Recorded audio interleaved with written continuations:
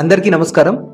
హైదరాబాద్కి ఉన్నటువంటి directions and major highway connectivity గనక చూస్తే నార్త్ సైడ్కి Nizamabad and Karimnagar highway, east సైడ్కి Warangal and Vijayawada highway, south సైడ్కి శ్రీశైలం అండ్ బెంగళూరు హైవే, కానీ వెస్ట్ సైడ్కి ఓన్లీ ముంబై హైవే మాత్రమే ఉంది.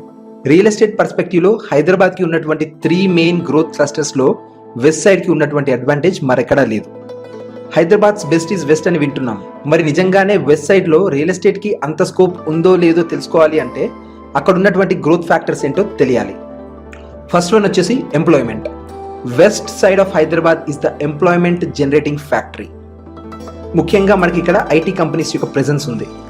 మాధాపూర్ హైటెక్ సిటీ నుండి తీసుకుంటే గచ్చిబౌలి, మణికొండ, ఫైనాన్షియల్ డిస్ట్రిక్ట్, కోకాపేట్ వరకు ఈ ఐటీ కంపెనీ స్ప్రెడ్ అయ్యి ఉన్నాయి. 2021 ఇయర్ స్టాట్స్ కనుక చూస్తే హైదరాబాద్ ఐటీ సెక్టర్లో 7 lakh ఎంప్లాయీస్ 1500 డిఫరెంట్ కంపెనీస్లో వర్క్ చేస్తున్నారు. అండ్ ఐటీ ఎక్స్పోర్ట్స్లో హైదరాబాద్ ఇండియాలోనే అప్రాక్సిమేట్లీ 1.5 lakh crores రెవెన్యూతో సెకండ్ పొజిషన్లో ఉంది. ఐటీ సెక్టర్ని బేస్ చేసుకొని ఉన్న ఇండైరెక్ట్ ఎంప్లాయ్మెంట్ వచ్చేసి 18 lakhs. అంటే ఈ సెక్టర్ ద్వారా టోటల్గా 25 lakhs దాకా ఎంప్లాయ్మెంట్ ఉంటే దానికి గాను ఆల్మోస్ట్ 25 lakhs దాకా హౌసింగ్ రిక్వైర్మెంట్ ఉంటుంది. ఇలాంటి బంగారు కోడిపెట్ట మన హైదరాబాద్కి వెస్ట్ సైడ్లో ఉంది. సెకండ్ ఎంప్లాయ్మెంట్ జనరేటింగ్ ఫ్యాక్టర్ వచ్చేసి industrial zones and warehouses. IT సెక్టర్తో పాటు మనకి ఎంప్లాయ్మెంట్ జనరేషన్లో మెయిన్ రోల్ ప్లే చేస్తుంది manufacturing and service industries. BHEL, BDL, ICRISAT లాంటి పబ్లిక్ సెక్టర్ కంపెనీస్తో పాటు ప్రైవేట్ సెక్టార్లో large scale industries like MRF, Toshiba, PepsiCo, Pennar industries, IGL garments, MSN laboratories, Aurobindo pharma, ఇంకా హండ్రెడ్స్ ఆఫ్ ఇండస్ట్రీస్ BHEL నుండి జహీరాబాద్ వరకు ఉన్నటువంటి ముంబై నేషనల్ హైవే బెల్ట్ పొడుగుతా ఇరువైపులా మైల్డ్ ఇండస్ట్రియల్ కారిడార్ గా స్ప్రెడ్ అయి ఉన్నాయి. ఇదే హైవే బెల్ట్ లో 3 DMart warehouses, 2 Amazon warehouses, ఒక మెట్రో వేర్ హౌస్ లాంటి మెగా వేర్ హౌసెస్ కూడా ఉన్నాయి. వెస్ట్ సైడ్ లో ఉన్నటువంటి ఇండస్ట్రియల్ జోన్స్ గనక చూస్తే పటాన్చెరు ఇండస్ట్రియల్ ఎస్టేట్ లో mechanical based companies, Isnapur industrial park లో textile park, chemical based companies, automobile related companies, మరియు జహీరాబాద్ దగ్గర నిమ్స్ అండ్ సెస్ ఉన్నాయి.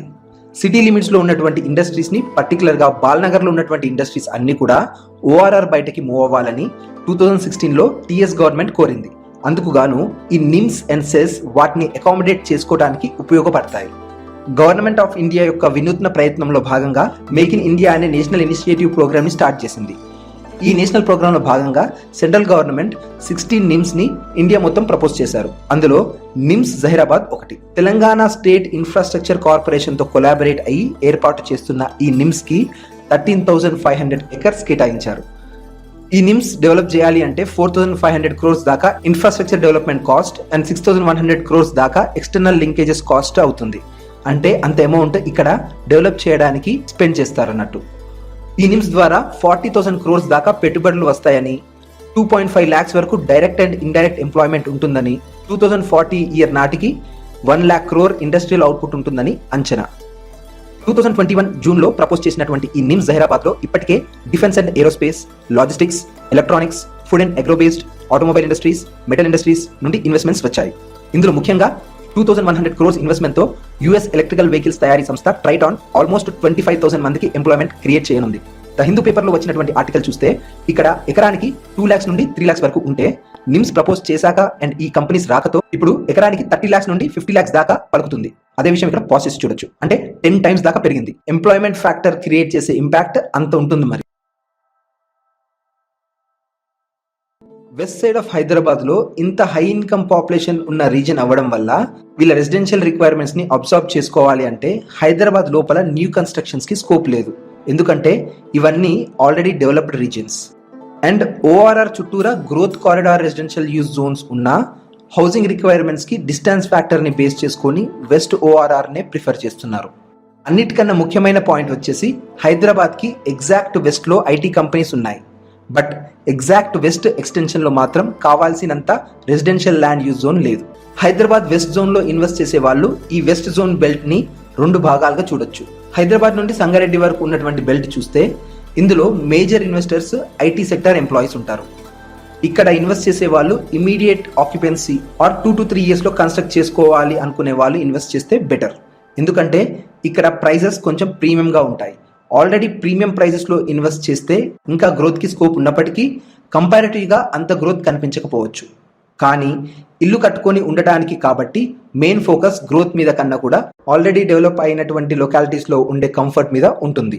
హైదరాబాద్ వెస్ట్ సైడ్ లో ఉన్నటువంటి సెకండ్ బెల్ట్ విషయానికి వస్తే ఓన్లీ ఇన్వెస్ట్మెంట్ పర్పస్ లో చూసే వాళ్ళు సంగారెడ్డి నుండి జహీరాబాద్ బెల్ట్ లో లాంగ్ టర్మ్ ఇన్వెస్ట్మెంట్ చేస్తే చాలా మంచి రిటర్న్స్ వచ్చే అవకాశం ఉంది. ఎందుకంటే ఇక్కడ ఉన్నటువంటి డెవలప్మెంట్స్ అన్ని కూడా ప్రపోజల్స్ మాత్రమే. ప్రతి ప్రపోజల్ రియాలిటీకి వచ్చినప్పుడల్లా రేట్స్ పెరగడానికి చాలా స్కోప్ ఉంది.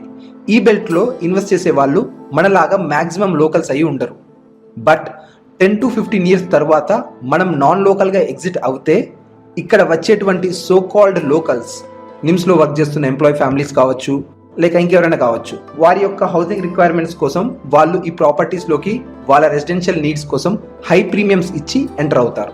అలా మనకి మనం పెట్టే ఇన్వెస్ట్మెంట్ మీద మంచి రిటర్న్ వస్తుంది. ఫ్యాక్టర్ వచ్చేసి కనెక్టివిటీ.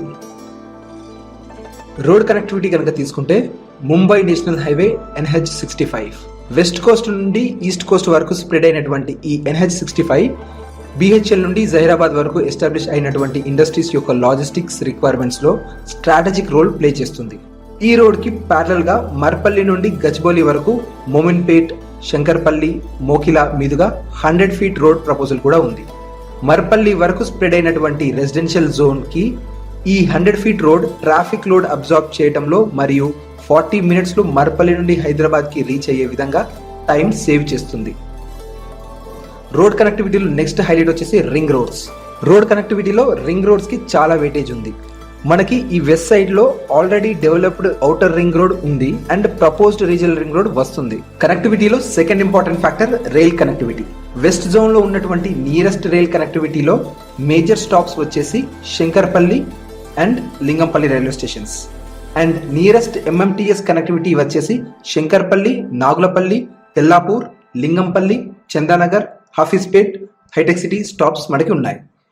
మియాపూర్ నుండి మెట్రో రైల్ ఎక్స్టెన్షన్ గా సంగారెడ్డి వరకు మెట్రో రైల్ ప్రపోజల్ ఆల్రెడీ ఉంది. అండ్ ముంబై నుండి హైదరాబాద్ కి హై స్పీడ్ రైల్ కారిడార్ కింద బుల్లెట్ ట్రైన్ ప్రపోజల్ కూడా ఉంది. కనెక్టివిటీలో మరొక ఇంపార్టెంట్ ఫ్యాక్టర్ వచ్చేసి ఎయిర్ కనెక్టివిటీ. వెస్ట్ హైదరాబాద్ కి నియరెస్ట్ ఎయిర్పోర్ట్ కనెక్టివిటీ తీసుకుంటే రాజీవ్ గాంధీ ఇంటర్నేషనల్ ఎయిర్పోర్ట్ ఉంది. అండ్ సెకండ్ నియరెస్ట్ వచ్చేసి Bidar airport. And fourth important growth factor వచ్చేసి ఎడ్యుకేషనల్ ఇన్స్టిట్యూషన్స్. ఈ వెస్ట్ బెల్ట్ లో ఉన్నటువంటి ఎడ్యుకేషనల్ ఇన్స్టిట్యూషన్స్ ని గనక తీసుకుంటే గ్రాడ్యుయేషన్ అండ్ పోస్ట్ గ్రాడ్యుయేషన్ కి సంబంధించి సైన్స్ అండ్ టెక్నాలజీ పరంగా IIT Hyderabad, IIIT Hyderabad, GITAM university. Medical పరంగా తీసుకుంటే Maheshwara medical college, MNR medical college. And management and business administration పరంగా తీసుకుంటే ISB Hyderabad, Woxsen school of business, ICFI business schools ఉన్నాయి. And states best international schools presence కూడా ఈ రీజన్ లో బాగా కనిపిస్తుంది. ఫిఫ్త్ గ్రోత్ ఫ్యాక్టర్ వచ్చేసి world class medical care. International standards తో మెడికల్ కేర్ ఎస్టాబ్లిష్మెంట్స్ గనక చూస్తే AIG hospitals, care hospitals, continental hospitals, KIMS, rainbow children's hospital, American oncology institute తో కొలాబరేట్ అయినటువంటి సిటిజన్స్ హాస్పిటల్స్ ఆల్రెడీ ఇక్కడ ఉన్నాయి. ఇన్ని గ్రోత్ ఫ్యాక్టర్స్ ఉన్నటువంటి ఈ వెస్ట్ హైదరాబాద్ లో ఇన్వెస్ట్ చేస్తే 5 to 6 years లో ఇక్కడ వచ్చేటువంటి రిటర్న్స్ హైదరాబాద్ లో మరి ఏ క్లస్టర్ లో రాదు అని ఖచ్చితంగా చెప్పొచ్చు.